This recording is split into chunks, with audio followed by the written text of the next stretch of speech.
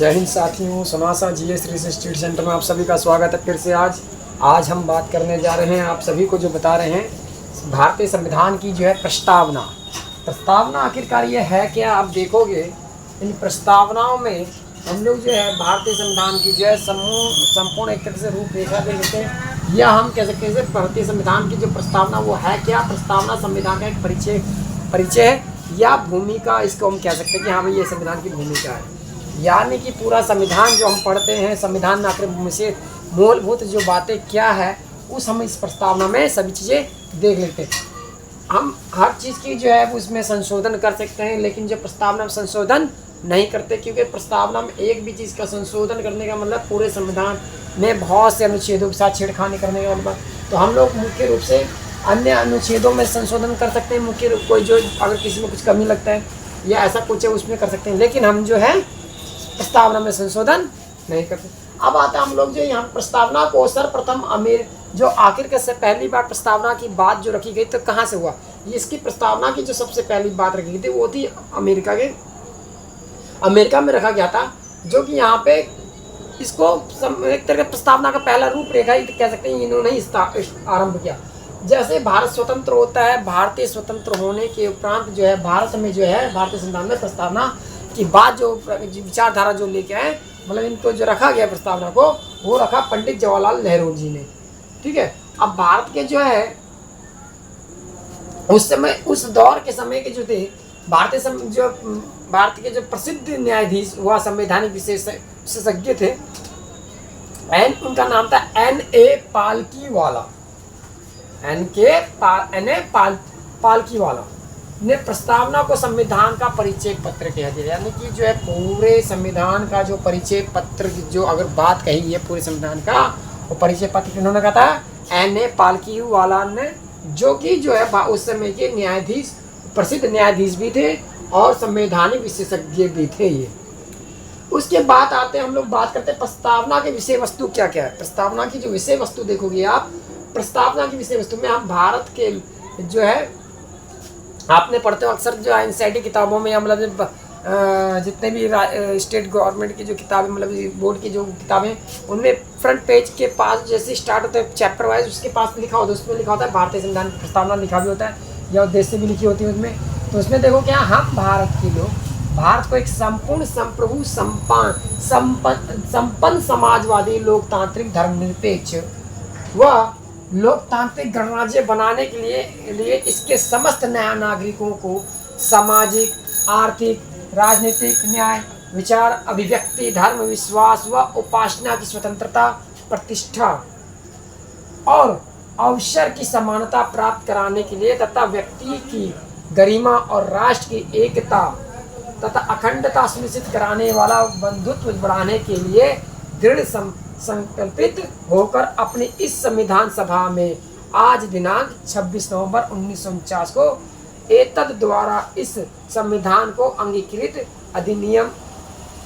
अधिनियमित और आत्मार्पित करते हैं। यानी कि जो है आप देखोगे भारतीय संविधान की जो प्रस्तावना हम लोग जो पढ़ते हैं, इसमें जो है आप लोग यहाँ पे खासतौर पे इसकी विषय वस्तु क्या है, इसमें देखिए बहुत सी चीज़ें पूरे संविधान की संपूर्ण रूपरेखा। यहाँ पे कहते हैं हम लोग संप्रभु वर्ड आ रहा है, संपन्न आ रहा है, समाजवादी आ रहा है, लोकतांत्रिक धर्मनिरपेक्ष आ रहा है तथा लोकतांत्रिक गणराज्य। ठीक है। ऐसे बहुत सारे इसमें देखो जितनी भी एक जो वर्ड है, एक वो समझ लो संविधान का एक परिचय है कि उस विषय पे जो है इन्होंने विशेष रूप से बात की है। तो संपूर्ण रूप से देखोगे। अब यहाँ पे आता है प्रस्तावना के जो तत्व, प्रमुख तत्व देखोगे तो इसमें प्रस्तावना के तत्व में जो मुख्य 4 तत्व है,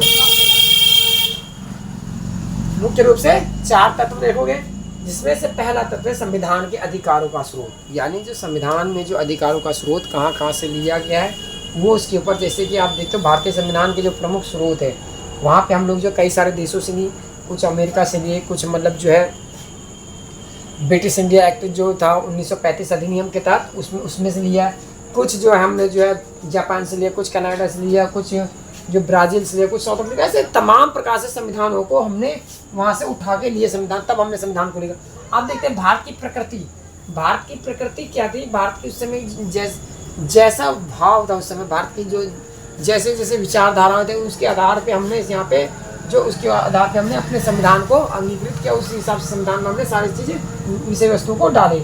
संविधान लागू होने की तिथि जानते हो आप? अच्छा, संविधान के उद्देश्य, हम लोग संविधान कहते हैं कि किसी भी देश या राष्ट्र का देखो आप देखोगे कि उस देश या राष्ट्र का तभी मतलब वो विकसित होता है, तभी वह विकासशील मतलब उस देश की प्रगति होती है जब उसका संविधान स्ट्रॉन्ग होता है, यानी उसको उस संविधान को पालन करने वाला, पालन करवाने वाले जो मजबूत होते हैं, तो उस देश को आगे बढ़ने से कोई रोक नहीं सकता। तो यहाँ पे जो संविधान का जो प्रमुख उद्देश्य क्या है कि ताकि लोगों में उसकी जो न्याय, जो सभी को न्यायपूर्ण रूप से मिल सके, सभी को जो है सभी तरह के जो है उसको अधिकार मिल सके, तो इन सब चीज़ों को जो है विषय वो रखा गया है। संविधान लागू होने की तिथि आप जानते हो कि इसकी तिथि जो रखी गई थी, हम लोग जो है वो जानते हैं संविधान जो बनकर जो तैयार हो रहा है 26 नवंबर 1949 को बनकर तैयार हो चुका था, जो कि बनने में आपको सभी को लगभग पता ही है कि संविधान को बनने में हम जो लगा था समय, वो 2 वर्ष 11 माह 18 दिन का समय लगा था। लेकिन इसको जो लागू करने में हम जो 26 जनवरी 1950 को लागू कर दिया गया था। इसी दिन समझो गणतंत्र दिवस के रूप में से मानते हैं। अब आता है प्रस्तावना के मुख्य शब्द क्या क्या। देखिए सबसे पहला वर्ड आता है संप्रभु। संप्रभु वर्ड जो है देखिए ऐसे ही नहीं संप्रभु है। संप्रभु का मतलब क्या है, वह देश के पास जो है मुख्य रूप से 5 चीजें होनी आवश्यक है। सबसे पहले उस देश की अपनी भूमि, स्वभूमि, क्या होनी चाहिए, स्वभूमि होनी चाहिए, स्वभूमि होनी चाहिए। दूसरे उसके पास अपनी जनसंख्या होनी चाहिए। तीसरी उसके पास जो होनी चाहिए भाषा संस्कृति।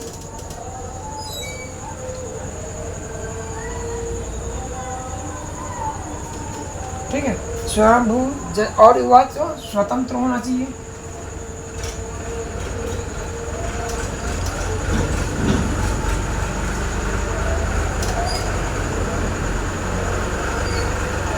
स्वतंत्र होना चाहिए। और सबसे इम्पोर्टेंट जो 5वां है उसका अपना संविधान होना चाहिए।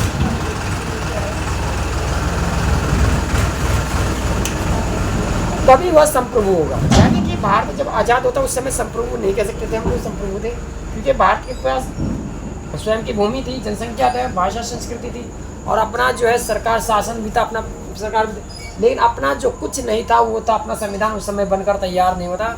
दूसरों के बनाए हुए मतलब जो अंग्रेजों के बनाए हुए कानून के अकॉर्डिंग हम लोग उस समय चल रहे थे। तो जब तब तक हम लोग जो संप्रभु नहीं कह सकते। संप्रभु के लिए सबसे मुख्य रूप से जो होना चाहिए वो संविधान होना चाहिए। ठीक, उसके बाद आता है समाजवादी। समाजवादी के क्या है, हमारी जो विचार जो भारतीय जो संविधान है वो समाज आधारित संविधान है, यानी समाज को देख के चलने वाला, समाज से अलग नहीं। तो समाजवादी विचारधाराओं को यानी सबको एक समान, सबके साथ जो है एक जैसा व्यवहार, यानी कि किसी के साथ भेदभाव ना रखा जाए, ऐसी व्यवस्थाओं को रखा है जिसमें समाजवादी विचारधारा को रखा गया। समाजवाद में आप जानते हो कि भाई सभी के लिए एक जैसा भाव है, चाहे न्याय हो चाहे उसके साथ जो है विचार मतलब किसी भी तरह का जो हो वो उसके लिए एक जैसा हो।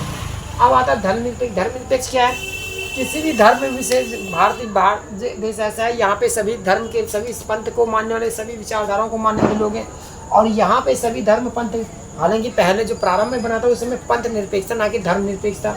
ठीक है, धर्म निरपेक्ष एक अलग चीज़ है, पंथ निरपेक्ष अलग चीज़ है। बाद में से धर्म निरपेक्ष शब्द जोड़ दिया है, लेकिन इसमें जो मुख्य रूप से था क्या, पंथ निरपेक्ष।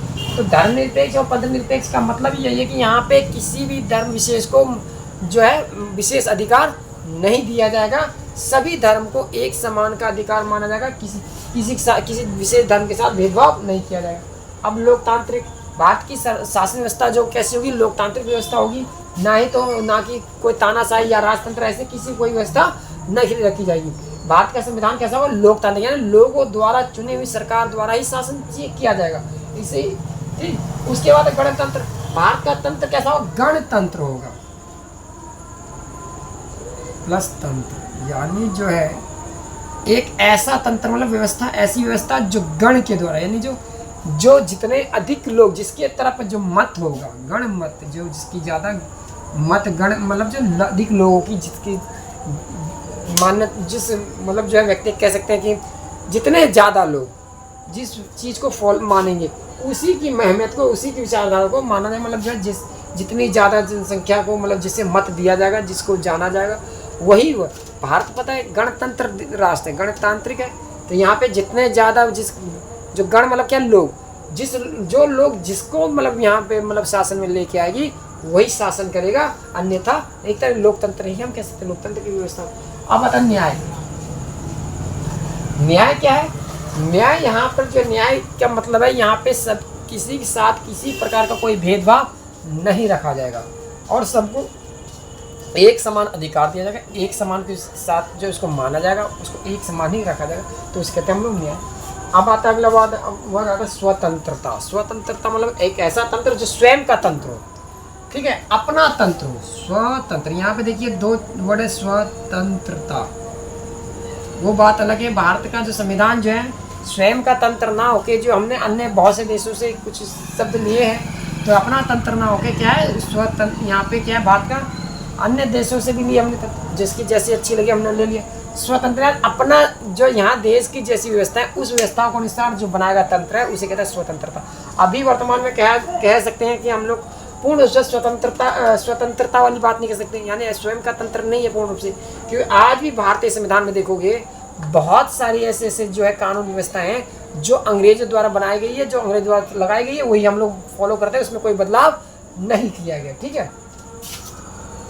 इसी प्रकार से आप देखोगे यहाँ पे जो है समता। समता का मतलब है समानता की भाव, यानी सभी के साथ एक समानता का भाव रखा जाए, किसी के साथ कोई भेदभाव नहीं किया जाएगा, न जाति का भेदभाव किया जाएगा, न धर्म का भेदभाव किया, न भाषा का भेदभाव किया जाएगा, अन्य किसी प्रकार का कोई भेदभाव नहीं किया जाएगा। अब आता बंधुत्व, यानी हमारा भारत देश होगा सब अनेकता में एकता का भाव, यानी अनेक प्रकार की भाषा बोलने वाले, अनेक प्रकार की जो यहाँ पे धर्म मानने वाले, अनेक प्रकार की जो है विचारधारा को मानने वाले, तब भी हम लोग जो है आपस में एक भारतीय विचारधारा मान के हम भारतीय हैं वो, और इसके आधार पे हम लोग सब क्या एक बंधुत्व यानी भाईचारे वाली विचारधारा को मानते हैं। भाई बंधुत्व यानी बंधुत्व, आप एक दूसरे हम लोग भाई बहन की तरह, यानी एक अपने परिवार यानी कुटुंब है हम लोग, हम पूरा एक परिवार, पूरा भारत का जो समाज है, भाषाएं अलग हो सकती है, सब कुछ अलग हो सकती है, हमारा क्या है ये पूरा एक परिवार है, ठीक। इसे बंधुत्व की जो बातें रखी, तो ये सब हमारा क्या भारतीय संविधान की प्रस्ताव में सारे उल्लिखित किया गया।